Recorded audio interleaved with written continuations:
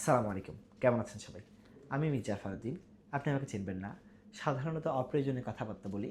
আজকে সাধু সঙ্গের আরও একটা পর্ব নিয়ে আসলাম।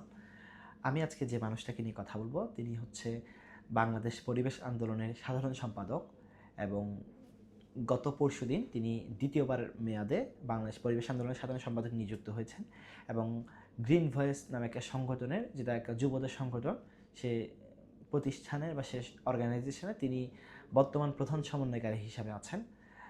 এই মানুষের সাথে আমার পরিচয় আসলে বিশ্ববিদ্যালয়ে ঢোকার পরবর্তীতেই আমার চট্টগ্রাম বিশ্ববিদ্যালয়ে যে যাত্রা শুরু হয়েছে, যাত্রা শুরুর কিছুদিনের মধ্যে আমার মানুষের সাথে পরিচয় এবং সরাসরি মানুষের সাথে দেখা হয়েছে আমার চাকসু নির্বাচনের সময়।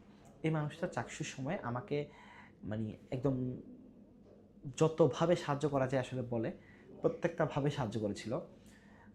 আমাদেরকে একদম সেন্ট্রালি হচ্ছে লিফলেট স্পন্সর করেছিল, আমাদেরকে ভিডিও করে দিয়েছিল প্রফেশনাল একজন মানুষের মাধ্যমে, যার মাধ্যমে আমার একটা পরিচিতি এসেছে আলহামদুলিল্লাহ। মানুষটা আমাদেরকে মানসিকভাবে প্রথম থেকে সাহায্য দিয়ে আসছিল এবং সমর্থন দিয়ে আসছিল।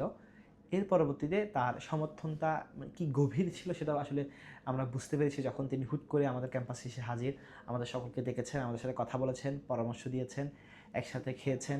পরবর্তীতে তিনি আবার চলে গেছেন। কিন্তু যখন আমি এত বড় একজন মানুষকে দেখলাম আমাদেরকে সমর্থন করার জন্য ঢাকা থেকে ছুটে এসেছেন, এক জার্নি করে ছুটে এসে আমাদের সাথে কথাবার্তা বলেছেন, থেকেছেন, তার অভিজ্ঞতা শেয়ার করেছেন, পরামর্শ দিয়ে গিয়েছেন, পরবর্তীতে আবার চলে গেছেন।